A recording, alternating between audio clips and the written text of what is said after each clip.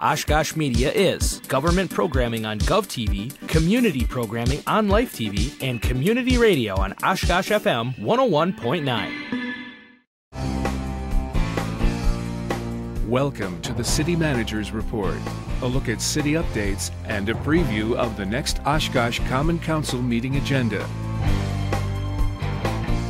And thanks for joining us for the City Manager's Report. I'm Andy Radig, joined today by your City Manager for the City of Oshkosh, Mark Roloff.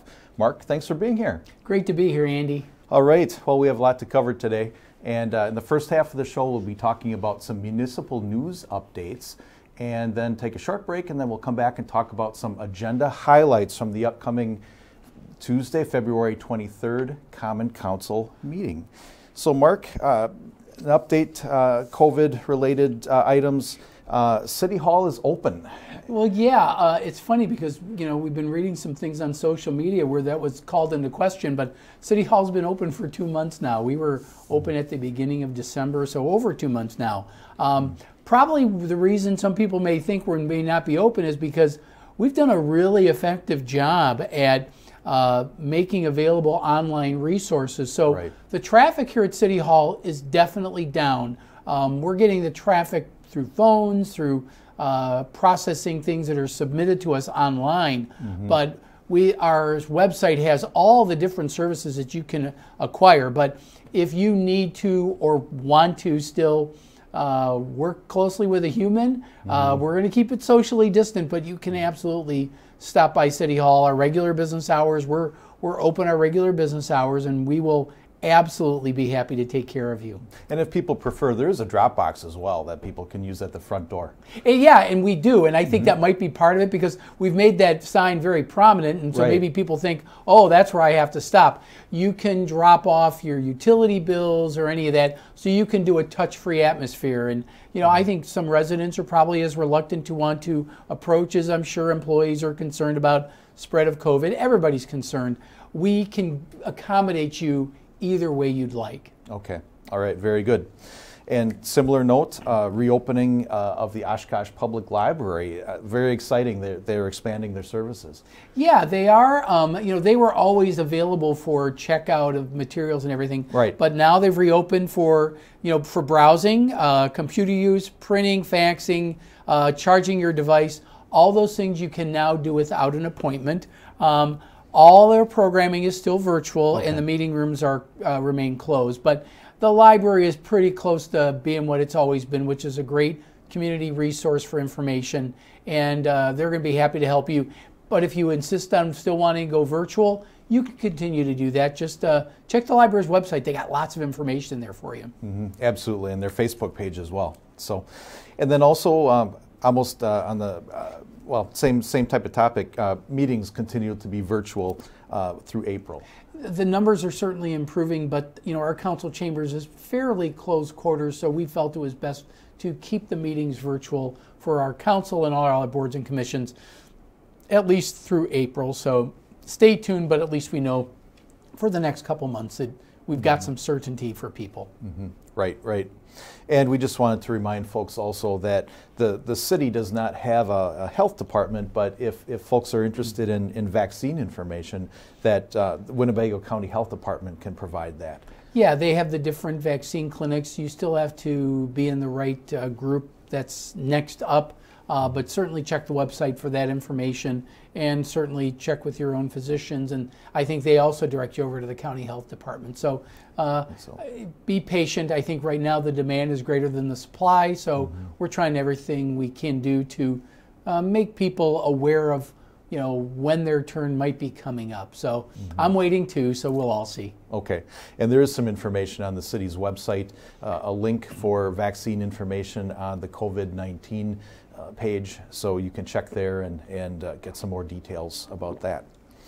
So Mark, recently we also had a primary election for the spring election, and it looks like we had about 4,000 people cast their ballots. Well, as I've always said, every vote counts, but votes don't count as much if you don't vote. We had 4,076 people who voted, but that compares with 33,000 for the presidential election. So quite a drop in the turnout. but almost 50% of those were absentee. So mail-in voting still works very well, still very effective, but still only 4,000. It was about an 11-12% turnout. Better than most municipals, and I think part of that's due to the absentee. But we can do better for April 6th. Come on, everybody. Okay, and that's right. April 6th is when the spring election will be coming up. And here's a rundown of the results from the primary. So what you see in yellow there will be your candidates listed on the upcoming ballot.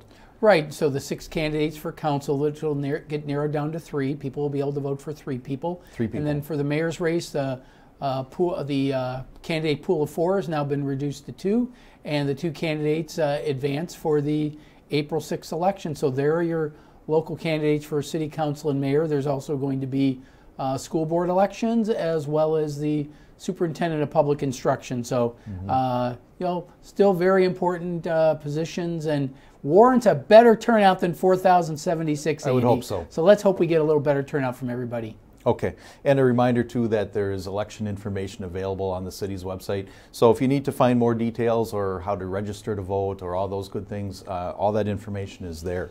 And another note to pass along too, in regards to that upcoming spring election, there will be a League of Women Voters and Oshkosh Media Candidates Forum for those various races, and that will be posted on our YouTube and on air in early March. So stay tuned, and we'll have some more details regarding that candidates forum.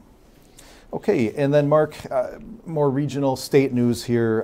The governor's budget was released, and what does this mean as it relates to the city of Oshkosh? Well, we always want to keep a close eye on it because we rely a great deal on state aid beyond property taxes, and when state aid is shortened, that usually means that we're forced to turn to property taxes, which property taxes are high in Wisconsin relative to other areas of the country, and that's because we're granted less flexibility than most cities in the entire country. Mm-hmm. So lots of cities throughout the country have access to a sales tax, for example. Mm-hmm. We don't have access to income tax. That all goes to the state. So the big graphic I think we talk about is the program that's called shared revenue. Here it is. And here's a graphic that goes all the way back to the beginning of this millennium. Mm-hmm. And it shows you how much we were getting statewide in millions and how much it's been reduced. It's about 2/3 of what it used to be, and it hasn't been growing. So now after the recession of 08-09, you can absolutely understand that revenues went down and the state had less to share. Mm-hmm. The whole purpose of sharing is when I have less, I can't share more, I have to share less. Mm-hmm. But the economy has certainly improved throughout this past decade, and the shared revenue program has not been shared. It's been virtually frozen at the same level for nearly a decade now. Okay. And the governor's budget does propose an increase in that program. It's certainly welcomed, but you can see why you hear that. So why should you care about this as a taxpayer? Because when the city does not get reimbursed for expenses through shared revenue, we revert to property tax. Mm-hmm. Now, there's another program that the council is also very aware of, and that's Municipal Services Payments Program. And the graphic you see on this screen shows you how the funding has been frozen at the state level literally for almost 25 years. Mm-hmm. This program has not kept pace with the cost. What this program, the Municipal Services Payment Program, or MSP, it's meant to reimburse us for all of the tax-exempt properties owned by the state that are in the city. So basically, it's the city paying, or the city getting paid by the state for what they would be paying if they were property taxpayers. And we're one of the larger municipalities to be recipients of this. Is that correct? We're the third largest. When you think of the fact that we have the university, the prison, right, the Wisconsin Resource Center, we have several large facilities in the city. And while we should be getting close to $3 million annually reimbursed to us, the state's only reimbursing us for about $1 million. And it hasn't grown much. In fact, it's declined in recent years and this chart just shows you the discrepancy. We're getting about 35 cents on the dollar. Now, I will say that the council asked me to work on this as a goal, and we've certainly made the state aware of it. And the governor's proposed budget does call for about an 11% increase in that funding source. That might get us to close to 40 cents on the dollar. I'd prefer to get it where it was about 20 years ago, where we were getting 80 cents on the dollar. But it's certainly a step in the right direction. But the state isn't reimbursing us for their share of property that they own in the city. So what does that mean to you and me as property taxpayers? We're picking up the tab that the state should be picking up. So therefore, the lack of funding for this program is increasing our property taxes. And the state needs to be aware that they're shorting us, and they need to do something about that. So I know I'm a little bit on the stump on this one, Andy, but I think it's important for our residents to be aware of how the state is shortchanging us on this. Well, it's an important fact for folks to be aware of it. They may not be aware of it. And when you see that graph, illustrating how those reimbursements have gone down, it's really quite striking. Yeah, like I said, we're getting shorted $2 million by the state, so it's time to get this fixed. Okay, and then also in the governor's budget, there's some provision for a local option sales tax, and I don't know how anything like that would ever be enacted. Well, it would have to be enacted. All these things that are being proposed by the governor still have to get approved by the legislature. Sure. I'm probably a little pessimistic about this, given the track record, but I would say that we get zero sales tax revenue. Everything you pay at the store, when you pay a sales tax, City of Oshkosh gets absolutely zero, and that's a major problem. So the idea here, I think, is to maybe start being less reliant on property taxes and spread it out. That's certainly, I think, something that the public should be aware of. The way it's proposed, this would be subject to a referendum. So it wouldn't simply be me recommending it to council approving it. It would have to go to the voters, and we'd have to specify what we'd be doing with it. So I think that adds an element of accountability, and I think it's worth something to talk about, and hopefully we can. Okay, very good. Changing gears a little bit, we've had some icy roads lately, and I think we're starting to warm up here a little bit, but I know that our street crews have been out with their grader equipment to try to get some of that ice off the roads. Yeah, when it gets really cold, salt is virtually worthless, and so our road graders probably do the best job, even better than snowplows. So the limited number of graders we only have 3, have been making the rounds around the city, but it still doesn't work as effectively as, say, salt. So now that the weather's getting a little better, you'll see some improvement. So I'd ask the public to be patient. When Mother Nature and salt work together, we'll get some real progress, so please be patient. And speaking of salt, it sounds like we're on schedule with our usage of our salt supply. We're doing okay. When we had this last big snowfall, it didn't make a lot of sense to use a lot of salt, so we're doing okay on salt. And I think you had a note that we were going to get another 1,000 tons. Yeah, and so my goal is that at the beginning of every winter season that our salt shed is full, so that we can have it available for the earliest possible snowfall. We're doing okay. This 1,000 tons will replenish our supply, and we'll be okay for the season. And then we'll be ready for next winter. I'm always trying to keep our powder dry for the next season. Okay, all right, very good. And just a reminder to folks also to clear the snow from your fire hydrants, just so that public safety has that available to work from. And there you see what not to do. Yeah, we hope you never have to use it, but it would really help if you could clear it. That's a great benefit to our firefighters, because that's more time that they can spend hooking it up to a hose rather than clearing it. So just be aware of that. It'll take them a while to clear out that hydrant if you don't already do it. So if you're fortunate enough to have one in your yard, we all appreciate when you clear that out. Absolutely.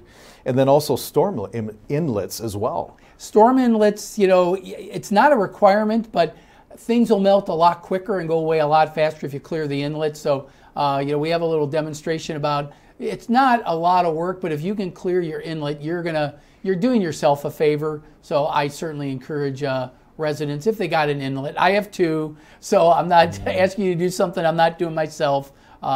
that's one of my weekend chores because it's been too darn cold. Right. Now that it's warming up, just give it a little clearance and it'll be fine. Okay, all right. Just some friendly tips to help things move along with as the snow starts to melt. Also, there have been a lot of reports, safety issues, sidewalks that haven't been shoveled, and really those reports have spiked lately. They really have, and I know some people were hesitant to go outside because of how cold it was. It's certainly understandable, but our code does require that it get removed within 24 hours.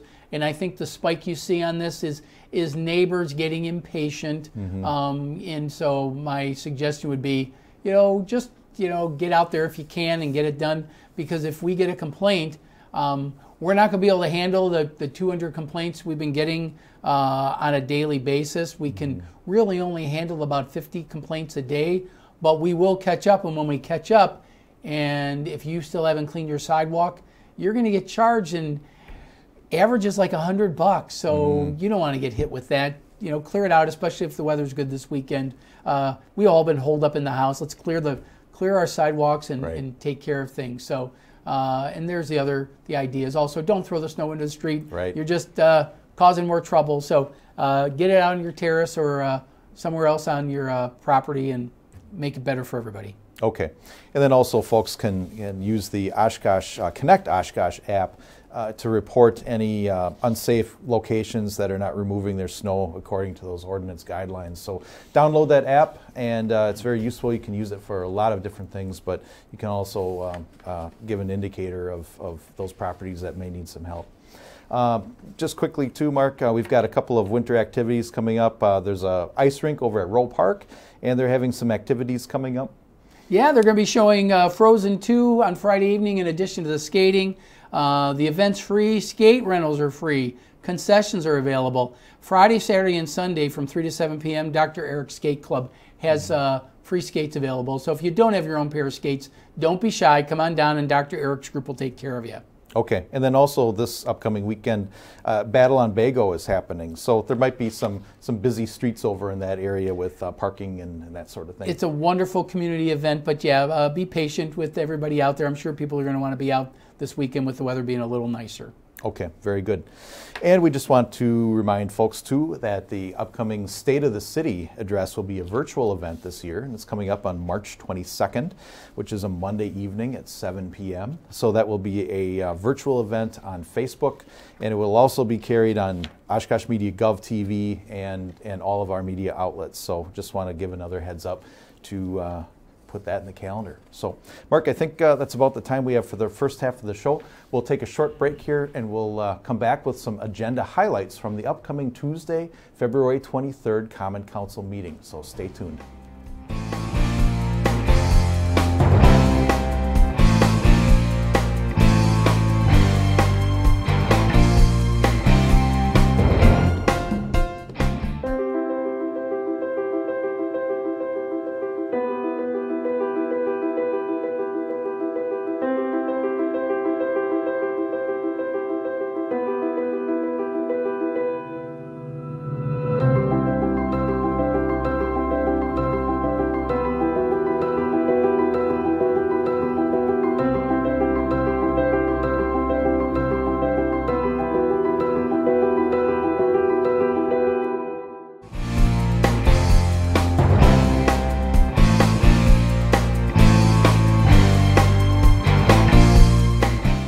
And welcome back to the City Manager's Report. I'm Andy Radig here with your City Manager for the City of Oshkosh, Mark Roloff.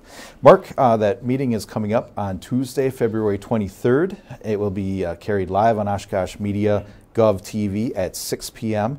And it looks like one item that will be talked about is some construction that's happening over on Oregon Street, over south of town, and Fond du Lac Road. It's been a multi-year project. Yeah, this is actually year 4 of 6 of this project, primarily Oregon Street, but Fond du Lac Road is being included this year because we're doing something that will actually enable us to eliminate one of our sewer lift stations on Fond du Lac Road. And we really eventually are working our way down Oregon Street all the way to Ripple Road. So this will get us to Waukau Avenue and then 2 more years of that.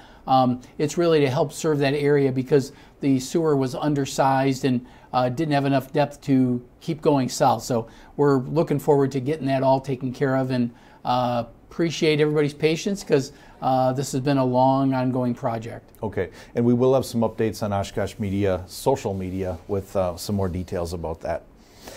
Then there's also an item relating to an agreement between the city and the school district for operation of the Pollock Community Water Park. So does this mean that the water park is reopening? It looks very hopeful. We are planning for it to be open. We don't exactly know when we'll be able to open it, but we certainly want to be able to plan for it. Things are improving, and we know people want to take advantage of the water park, and we want to have it open. That's what it's there for. So we hopefully can get that all done. But that also means help's wanted. So be on the lookout. If your child has interest in swimming and they want to be a lifeguard, you just got to be 15. You got to pass that Red Cross certification course. But let the rec department know. Pays $11.50 an hour if you're 15 years old. That sounds pretty good. So be on the lookout for that. And then we'll get you more information about when the pool will actually open and everything. Let's cross our fingers. We all do our part, and we'll be okay. Okay, stay tuned for more info. All right, and then there's an item relating to noise restrictions. And I know sometimes I've had my snowblower out pretty early in the morning, and maybe I was illegal having it out so early in the morning. You were probably illegal at the time, but we've recognized that, because of people's work schedules and just the nature of winter, that snowblowers are an exemption that we're adding to that. We've got a standard of threshold that's based on decibels that we'll certainly be enforcing, but it's modernizing some of the codes. But the one that stands out the most for homeowners, and that is the exemption of snow blowers. And please be courteous to your neighbors and everything, but just being practical, that sometimes you got to snow blow early in the morning. Right. Okay.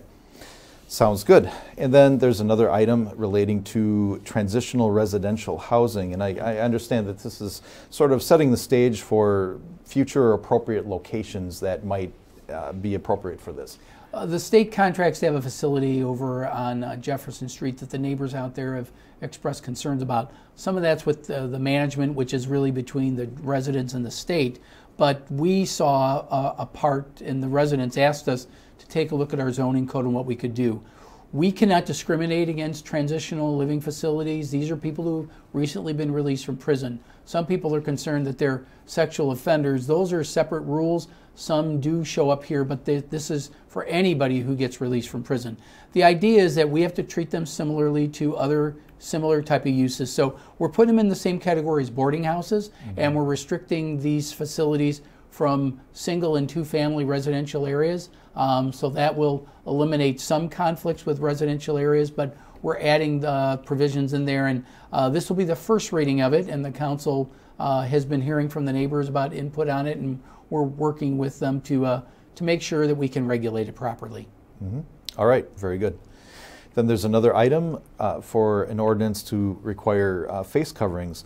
And, Mark, I know that there are different levels of government, the state ordinance or, potentially county. Why is this going forward at the city level?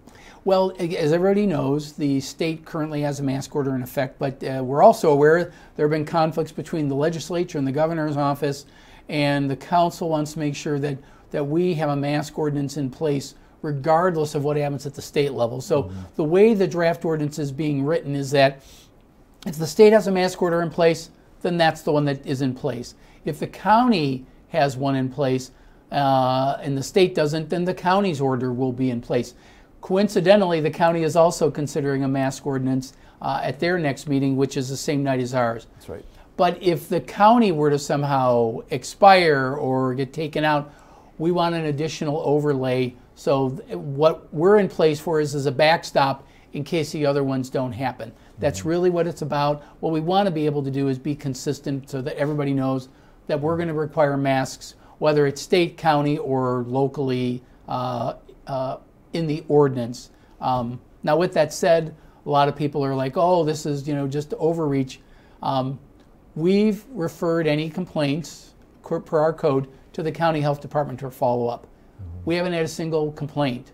Now, that doesn't mean people aren't doing it. We've seen plenty of people not wearing masks properly and stuff like that, but it hasn't risen to the level. So it's really a matter of just sending the message, please keep wearing masks. we're going to have a rule on the books, but if you just do it, it's just going to make it a lot easier. So continue to do all the appropriate things that we're asking people to do. Wash your hands, do your distancing, and just keep wearing your mask, and we'll be better. Right. The sooner that we can get better depends on those sorts of things. So it's a good point. Okay, and then we have another item for some new trucks for sanitation, it looks like. We are due to replace 4 of our refuse trucks, and the council authorized staff to work with McNeilis Corporation, which is a division of Oshkosh Corporation, for our trucks. And so we're able to negotiate with them, and I think we got a really good price. I think we budgeted $1.2 million, and it's slightly over $1 million.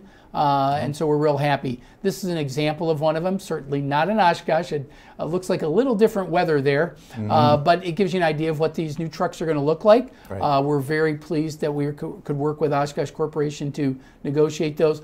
We've been negotiating for our fire trucks for years, so this isn't that unusual. Okay. But we're happy that we've worked out an arrangement that we're going to have these garbage trucks, and you'll see them on the street in very short order. They're even going to give us a great turnaround that we'll probably have them before the summer's out, which is very gratifying. And again, automated refuse, Oshkosh Corporation gave us great advice years ago when we were looking at going automated, and they've given us some other suggestions over the years. Appreciate the working relationship we have with them. Are those trucks replaced gradually over time? Yeah, generally, we like to, we like most of our trucks, we like to go 10 years. Okay. Our garbage and recycling really takes a wear and tear on them. Generally 7 to 10 years, and it's actually closer to 7 that we have to replace them. Okay. It's just that wear and tear on them is pretty tough, but they do the job and they take the garbage away, and that's what everybody wants. Okay, and that's an important thing. So, all right, then our other item that we have on our list here is that there is an approval of a revised investment policy. And I understand that this is sort of continuing on some work that had been done previously. Yeah, every few years we review our investment policy. Our long-range finance committee makes recommendations. This was presented a couple meetings ago. Council asked for it to be held back because the Sustainability Advisory Board had proposed what they called a divestment policy. And the divestment policy is different from an investment policy because the investment policy is a financial document and the divestment policy is more of a policy related. And it said we shouldn't be investing in companies that are in fossil fuels. And certainly from a policy standpoint, the council has the right and the responsibility to take a stand on that. But that doesn't necessarily go against our investment policy. Our investment policy prohibits us from any equity, stocks, or bonds of anything except federal government security. So we can't invest in stocks of any company for that matter. So it's not, it's consistent with the divestment policy. Similarly, the divestment policy also said we should try to invest in alternative energies. We're prohibited from using our pooled cash for that purpose. That doesn't mean we can't do a project that says, hey, we're going to invest, and I say a small I investment. No different than I talk about all the time, we invest in infrastructure. It's not a true financial investment and from a idle cash standpoint, but it is an investment with the return is just different.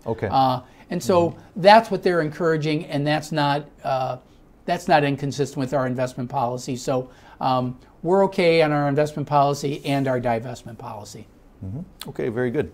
Thanks for the insights on all that. And thanks for being on the show today. Appreciate it. It's a pleasure, Andy. Thank you. Okay, running a little short on time here at the end. But again, that Common Council meeting is coming up on Tuesday, February 23rd. And you can watch that live here on GovTV, Spectrum Channel 10, UVerse Channel 99, and streaming on YouTube and OshkoshMedia.org. Or if you prefer, you can listen to it on the radio on Oshkosh FM 101.9, which is also online and on the TuneIn Radio app for phones and tablets.